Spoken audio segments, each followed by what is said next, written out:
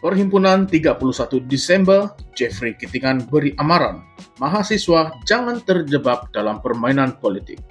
Salam sejahtera dan selamat datang ke Currentsphere MY. Hari ini kita akan kupas isu panas mengenai nasihat Timbalan Ketua Menteri Sabah, Datuk Seri Dr. Jeffrey Kitingan yang menasihati mahasiswa agar tidak terlibat dalam perhimpunan aman yang dirancang pada 31 Desember di hadapan Menara Kinabalu. Adakah ini satu langkah bijak atau adakah sesuatu yang coba disembunyikan? Mari kita bongkar. Pada 31 Desember nanti, kumpulan suara mahasiswa UMS merancang untuk mengadakan sebuah perhimpunan aman bertajuk Perhimpunan Aman Gempur Rasuah Sabah di hadapan Menara Kinabalu, lokasi yang menempatkan Pusat Pentadbiran Negeri Sabah ataupun PPNS. Perhimpunan ini bertujuan untuk menyuarakan ketidakpuasan hati terhadap isu rasuah yang dikatakan berleluasa di Sabah. Namun, nasihat daripada Timbalan Ketua Menteri Sabah, Datuk Seri Dr. Jeffrey Kitingan menimbulkan pelbagai tanda tanya. Adakah nasihat ini benar-benar demi menjaga kestabilan negeri, atau adakah ia bertujuan untuk mengelakkan sesuatu daripada terbongkar? Menurut Jeffrey, kebimbangan utamanya adalah mahasiswa mungkin akan dimanipulasi oleh pihak-pihak berkepentingan politik yang mahu mengambil kesempatan daripada gerakan tersebut. Beliau menegaskan bahwa walaupun usaha membantras rasuah perlu disoong, mahasiswa perlu berhati-hati agar tidak diperalatkan untuk agenda tertentu. Jeffrey turut memberi amaran tentang risiko penyebaran maklumat palsu dan manipulasi media sosial. Dalam era digital hari ini, penyebaran propaganda melalui platform seperti WhatsApp dan video yang disunting dengan tujuan tertentu amat sukar untuk dibendung. Jeffrey mengingatkan bahwa terdapat banyak case di mana message yang tular tidak benar, tapi berjaya mencetuskan kekeliruan dan ketegangan dalam kalangan masyarakat. Beliau menekankan bahwa mahasiswa harus bijak menilai maklumat yang mereka terima sebelum bertindak. Walau bagaimanapun, kenyataan ini menimbulkan reaksi bercampur baur dalam kalangan aktivis mahasiswa dan pemerhati politik. Sejarah gerakan mahasiswa di Malaysia menunjukkan bahwa mereka sering menjadi pencetus perubahan dalam pelbagai isu besar negara. Demonstrasi pelajar pada era 1970-an dan 1990-an, serta baru-baru ini dalam isu pendidikan tinggi dan kos sara hidup membuktikan keberanian mereka dalam memperjuangkan hak rakyat. Namun, gerakan ini sering berhadapan dengan tekanan daripada pihak berkuasa, sama ada melalui ancaman tindakan undang-undang atau nasihat seperti yang disampaikan oleh Jeffrey. Persoalannya, adakah nasihat ini benar-benar demi menjaga ketentraman awam atau adakah ini satu bentuk ugutan halus untuk mengekang suara mahasiswa? Jeffrey juga membangkitkan isu propaganda politik, di mana beliau mendakwa bahwa perhimpunan ini mungkin bertujuan untuk merosakkan hubungan antara pemimpin Sabah. Hubungan antara parti-parti dalam hubungan kerajaan negeri Sabah sememangnya agak rapuh dengan perbezaan pendapat yang sering timbul di antara pemimpin-pemimpin utama.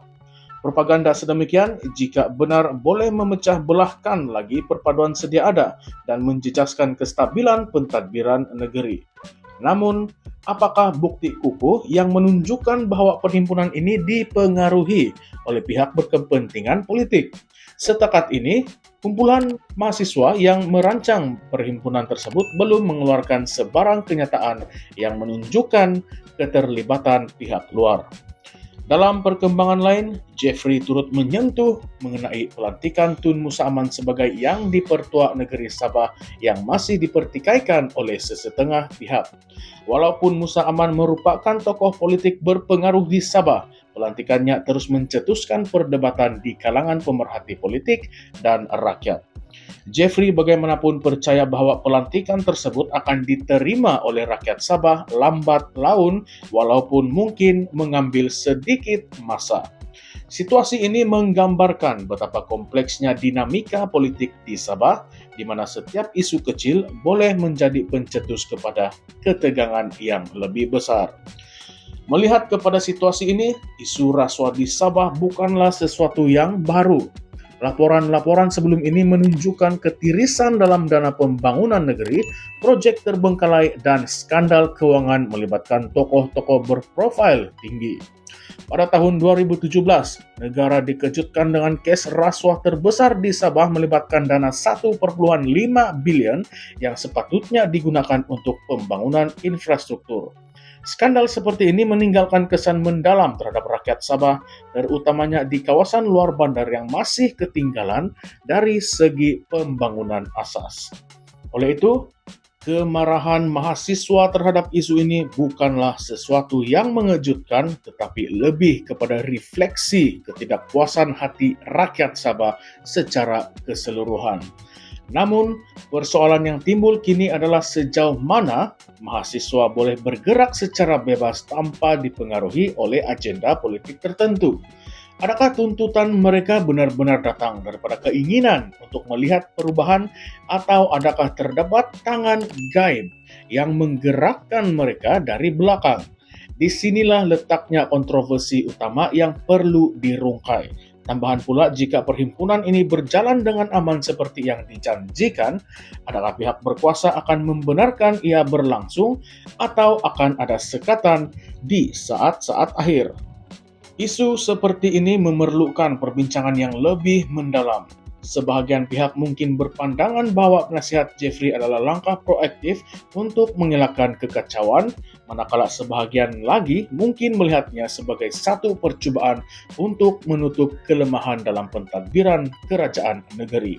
Adakah benar mahasiswa perlu menjauhkan diri daripada isu seperti ini, atau adakah suara mereka sebenarnya diperlukan untuk membawa perubahan? Lebih penting lagi, adakah kita sebagai rakyat Sabah bersedia untuk menerima kebenaran walaupun sepahit mana ia akan terasa? Adakah mahasiswa harus turun ke jalan untuk menuntut ketelusan dan keadilan, atau mereka patut fokus pada akademik seperti yang dinasihatkan oleh Jeffrey Kitingan?